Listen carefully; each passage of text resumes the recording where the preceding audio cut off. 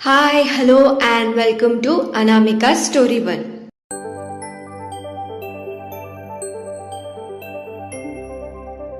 आज हम सुनने वाले हैं एक प्यारी सी प्रेम कहानी जिसका नाम है अधूरे हम। चैप्टर 6। तो बिना देरी किए हम कहानी में आगे बढ़ते हैं। मंदिर में विजय जी और वैशाली बातें कर रहे थे कि वैशाली के आगे कुछ बीते हुए कल के बातें आ गए थे।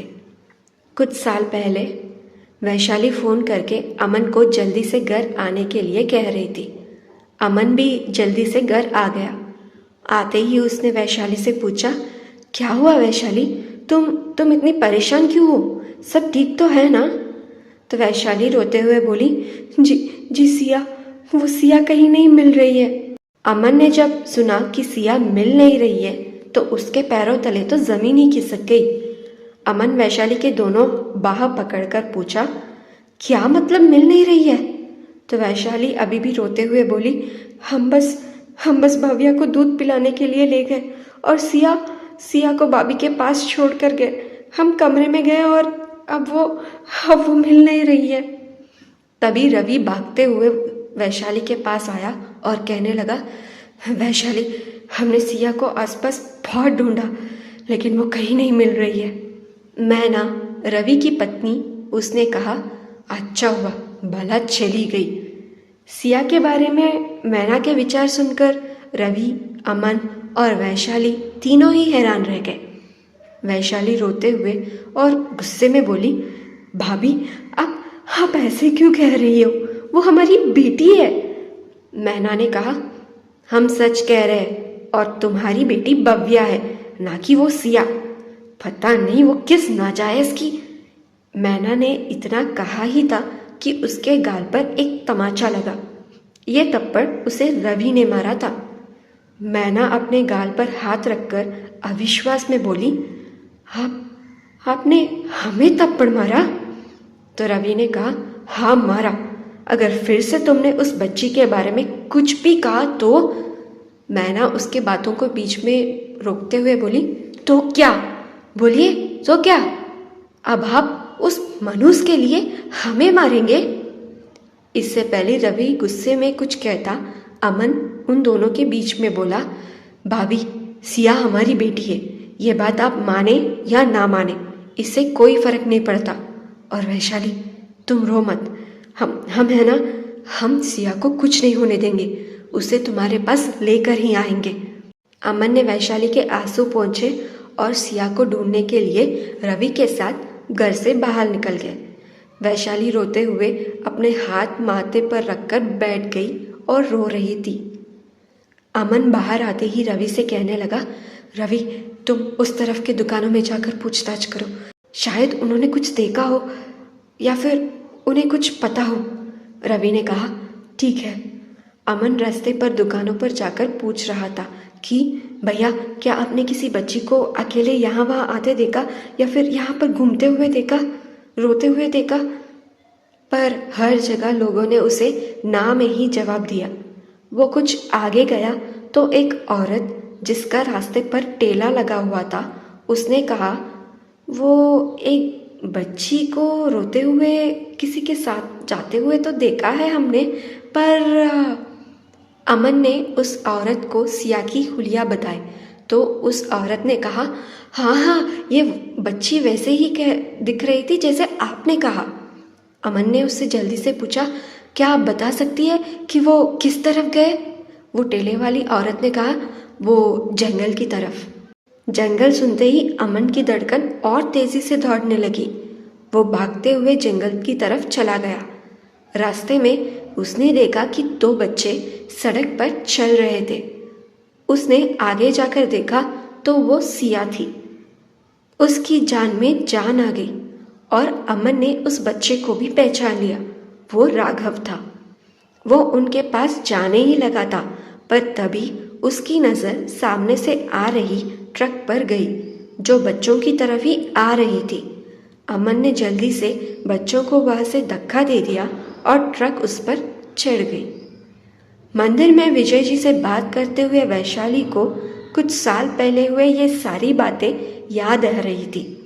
तभी वहाँ पर राघव आ गया। वैशाली राघव को देखकर मुस्कुरा दी। तो राघव ने उससे पूछा, कैसी है आप? वैशाली ने कहा, हम ठीक है बेटा। राघव कुछ और बोल पाता कि उसका फ़ोन बजा और वो फ़ोन में बात करने के लिए साइड में चला गया। तो विजय जी ने वैशाली से कहा, बुरा मत मानना वैशाली बेटा, राघव काम में ही डूबा रहता है, बस इसीलिए। तो वैशाली ने कहा, हम जानते हैं, पर फिर भी हर साल जब भी वो यहाँ आते हैं तो हमसे ज़रूर मिलता है और हमारा हाल चाल पूछता है। बिल्कुल महिमा मैडम पर गया है राघव। ये सुनते ही विजय जी थोड़ा हैरान रह गए थे। उन्होंने वैशाली से पूछा, राघव तुमसे हर साल मिलने आता है? तो वैशाली ने अपना सर हिला दिया। विजय जी ने और कुछ नहीं कहा। तो वैशाली ने कहा, अच्छा साहब, अब हम चलते हैं। तो विजय जी ने उससे कहा, हमें साहब कहना कब बंद करोगे बेटा? वैशाली ने कहा, पुरानी आदत है साहब, नमस्ते कहकर वो वहाँ से चली गई। थोड़ी देर बाद राघव विजय जी के पास आ गया। तो विजय जी ने उससे पूछा, तुमने हमें बताया क्यों नहीं कि तुम वैशाली से हर साल मिलने आते हो? तो राघव ने कोई जवाब नहीं दिया। तो विजय जी ने ही कहा, अच्छा लगा ये जानकर कि तुम वैशाली से मिलते हो। खैर, वो कह रही थी कि उनकी बेटी मुंबई में पढ़ाई कर रही है, तो उसका ध्यान रखना कि। विजय जी इससे पहले कुछ कहते, राघव ने उनके बात को बीच में ही रोकते हुए कहा, वो रिया के कॉलेज में ही पढ़ रही है और 2 साल पहले हमने प्रिंसिपल से बात करके उसे एडमिशन दिला दिया है। आप चिंता मत करिए, सब हो जाएगा। विजय जी ये सुनते ही मुस्कुरा दिए। उनके मन में थोड़ी शांति मिल गई थी। वो राघव के साथ आगे बढ़ गए। चलते हुए उनकी नज़र आरोही पर पड़ी, जो अकेले ही मंदिर की सीढ़ियों पर बैठे अर्जुन के बारे में सोच रही थी। अर्जुन के बातें अभी भी उसके दिमाग में घूम रहे थे और उसके दिल पर कंजर की तरह चुभ रहे थे। विजय जी उसके पास जाकर बैठ गए। बहुत देर बाद भी आरोही ने जब विजय जी को ना ही देखा और ना ही उनसे कुछ बात की, तो विजय जी ने उससे बुलाया, आरोही। विजय जी की आवाज़ सुनकर आरोही उनकी ओर देखी। उसकी आंखों में साफ पता चल रहा था कि वो दुखी थी। आरोही ने पूछा, दादाजी आप यहाँ, आपको कुछ चाहिए क्या? तो विजय जी ने कहा, नहीं बेटा, पर तुम यहाँ अकेली ऐसे क्यों बैठी हो?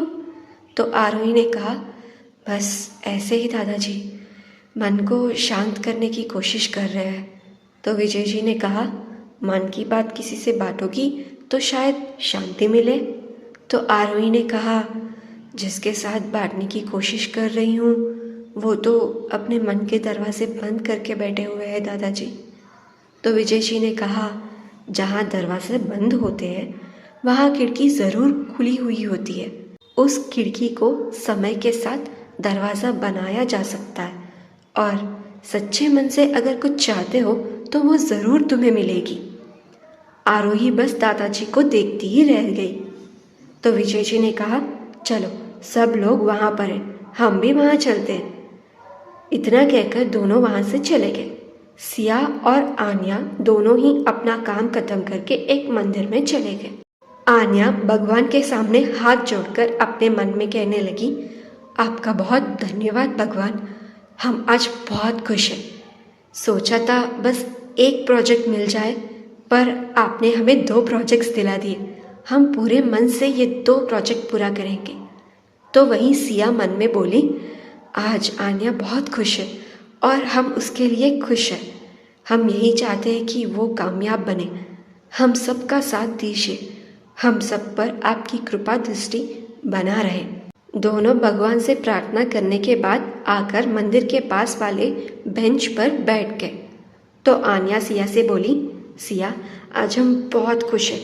मुझे तो लगा कि मुझे प्रोजेक्ट भी नहीं मिलेगा, पर आज 2 प्रोजेक्ट मिल गए, यकीन नहीं हो रहा है। तो सिया उसे प्रसाद देते हुए बोली, हाँ आन्या, हम भी बहुत खुश हैं। तो आन्या बोली, वैसे भगवान जी से क्या मांग रही थी तुम? सिया बोली, हमने बस उन्हें धन्यवाद कहा।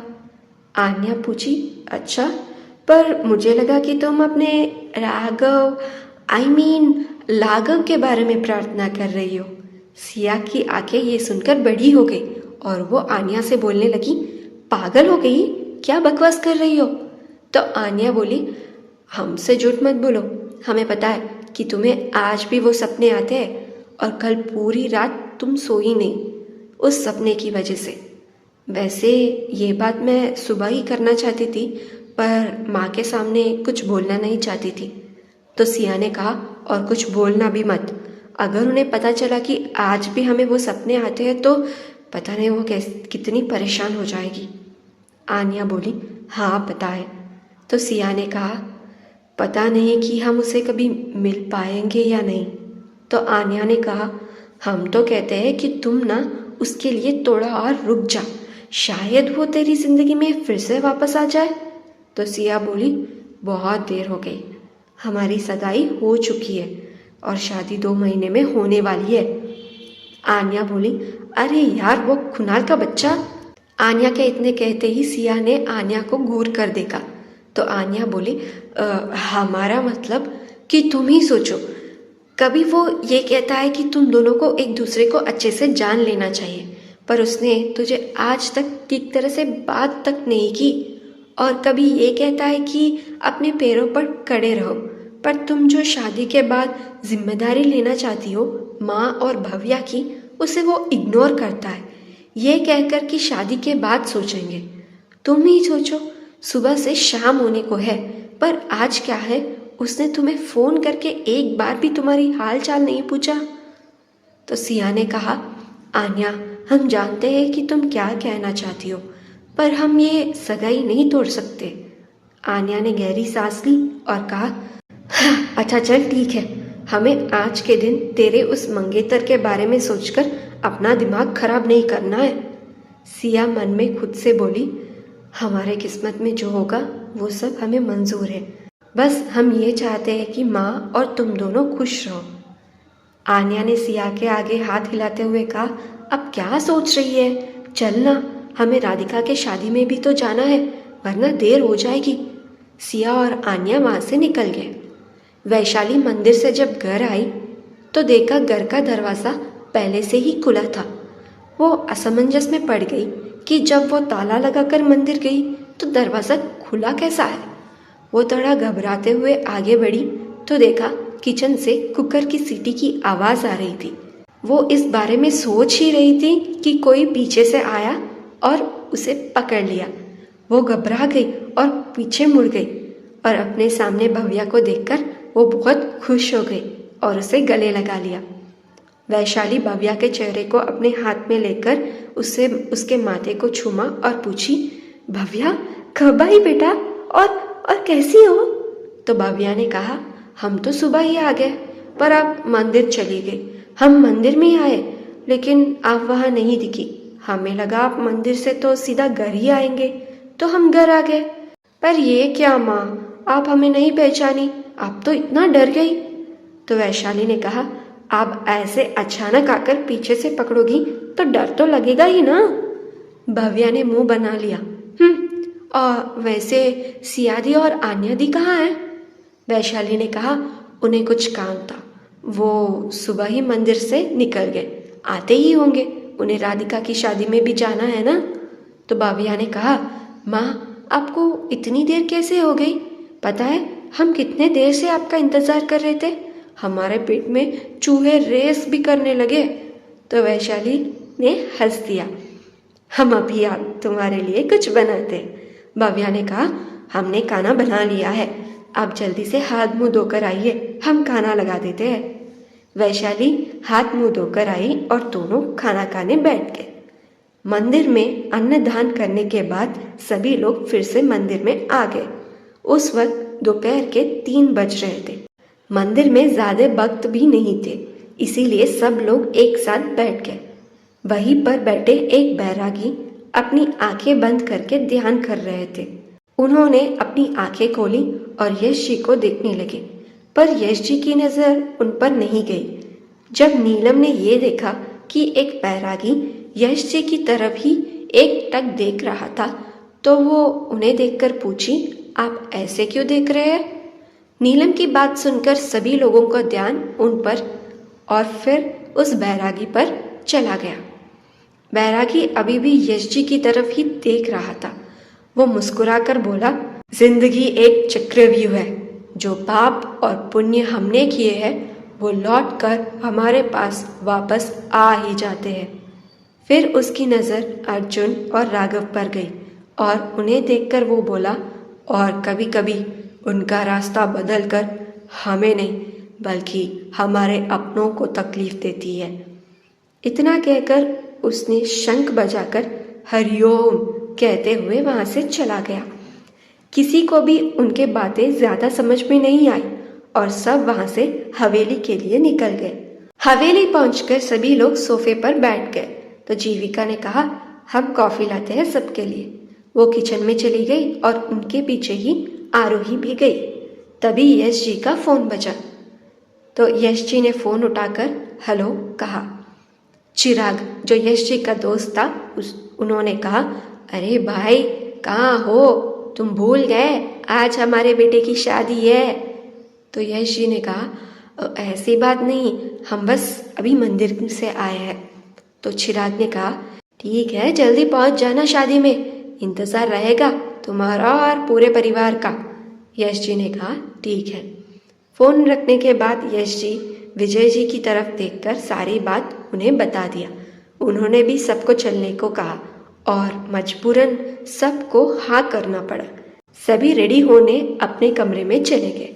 युग अपने कमरे में आकर किसी को फोन कर दिया, काम हो गया? तो दूसरी तरफ से कहा गया, काम हो गया। युग ने कहा, गुड। दूसरी तरफ से, वहाँ कैसा चल रहा है? तो युग ने कहा, दादाजी ने सबको आज की शादी में शामिल होने के लिए मजबूर कर दिया है, तो आज सभी लोग वहाँ होने वाले हैं। ध्यान रखना कि कोई भी गड़बड़ ना हो, समझे? तो दूसरी तरफ से कहा, ठीक है। इतना सुनते ही युग ने फोन कट कर दिया और तैयार होने चला गया। सब लोग रेडी होकर शादी में चले गए।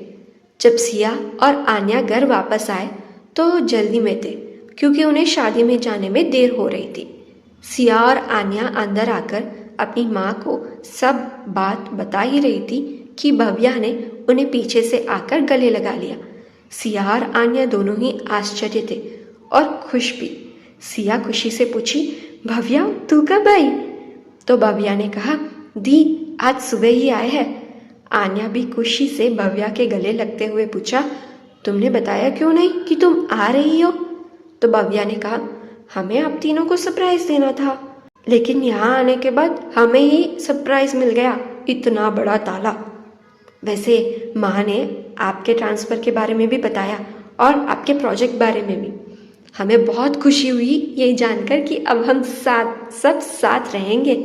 सिया, आन्या और भव्या तीनों इतनी खुश थी कि अपने आसपास की दुनिया भूलकर बातें करने लग गए। भव्या ने अपने कॉलेज की कहानियां बताने लगी तो वहीं आन्या ने सिया के एक लड़के के साथ हुई झगड़े के बारे में बताया। सिया ने आन्या को तकिया से मारा और वही भव्या ने सुनकर चौंक गई कि उसकी दीदी ने किसी को इतना सब कुछ सुना दिया। वो तीनों दुनिया भर की बातें करने बैठ गए। वो तीनों दुनिया से बेखबर अपनी बातों में खोए थे। वो तो वैशाली ने जब उन्हें शादी के बारे में याद दिलाया तो तब जाकर वो अपनी बातों से बाहर आई और रेडी होने चले गए। कुछ देर बाद तीनों रेडी होकर वैशाली को बाय कहकर घर से निकल गए। सिया, आन्या और भव्या राधिका के घर पहुंचे और सीधा राधिका के पास उसके कमरे में पहुंच गए। राधिका जो दुल्हन बनकर रेडी बैठी थी, सिया और आन्या को आते हुए देखकर बोली, तो फाइनली तुम दोनों को याद आ गया कि आज हमारी शादी है? तो आन्या ने कहा, ऑफ कोर्स याद था, हम तुम्हारी शादी भूल जाए, ऐसे हो सकता है क्या? तो सिया ने कहा, हाँ, और इसीलिए तो तुम्हारे लिए गिफ्ट भी लाए हैं। राधिका ने पूछा, कैसा गिफ्ट? भव्या जो सिया और आन्या के पीछे खड़ी थी वो आगे आ गई और बोली, टडा। राधिका खुश होकर, भव्या तुम कब आई? तो भाविया ने कहा आज सुबह ही आए। एक बात कहूँ, आज आप ना बहुत सुंदर लग रही हो। जीजा जी तो आपको देख के ही दंग रह जाएंगे, बस देखते ही रह जाएंगे। राधिका तो शर्मा गई ये सब सुनकर। बाहर शादी की सारी तैयारियां हो गई। दुल्हन को वरमाला के लिए लाने को कहा गया था। राधिका की बुआ कमरे में आई और राधिका को देखकर उसकी नज़र उतारकर उसके कान के पीछे काला टीका भी लगा दिया। राधिका की बुआ ने कहा, बेटा चलो वरमाला के लिए वक्त हो गया है। अरे हम तो भूल गए। अरे सिया बेटा, हमने ना हॉल में माला की ताल रखी है, उसे लेकर आना बेटा। तो सिया ने कहा, जी मासी अभी लाई। इतना कहकर सिया नीचे चली गई और बुआ जी राधिका को लेकर बाहर चली गई और उनके पीछे आन्या और बाव्या भी चले गए। बाहर की शोर की वजह से राघव एक फ़ोन अटेंड करने के लिए हॉल में आ गया और एक झूमर के नीचे खड़ा होकर फ़ोन पर बात करने लगा। वो अपने फ़ोन में हो रही बातों में इतना खो गया कि उसे आसपास की कुछ होश नहीं था। राघव जिस झूमर के नीचे खड़े होकर बात कर रहा था वो हिल रहा था और अचानक से उसकी रस्सी टूट गई और झूमर तेजी से नीचे आने लगी। फ़ोन में बात कर रहे राघव को झूमर के बारे में पता नहीं था। वो अभी भी फ़ोन में था। झूमर तेजी से सीधे फर्श पर आकर गिरा। उसके गिरते ही बहुत बड़ी आवाज़ और उसके बाद एक बड़ी सी चीख सुनाई दी। तो किसकी है ये चीख और क्या होगा आगे? क्या राघव झूमर के नीचे से हटेगा? देखते हैं अगले भाग में। सुनते रहिएगा ये कहानी अधूरे हम, आपके होस्ट अनामिका के साथ। अगर आपको ये कहानी अच्छी लगी तो इस वीडियो को एक लाइक, इस कहानी को अपने फ्रेंड्स और फैमिली ग्रुप में शेयर करिएगा और आगे के अपडेट्स के लिए चैनल को सब्सक्राइब करके बेल आइकन भी क्लिक कर लीजिए। अगर आप इस कहानी को पूरी तरह पढ़ना चाहते हैं तो डिस्क्रिप्शन में लिंक दिया गया है और बायो में भी लिंक है, उस पर क्लिक करिए और अधूरे हम के पूरे भाग पढ़ लीजिए। Thank you so much for listening. Bye bye.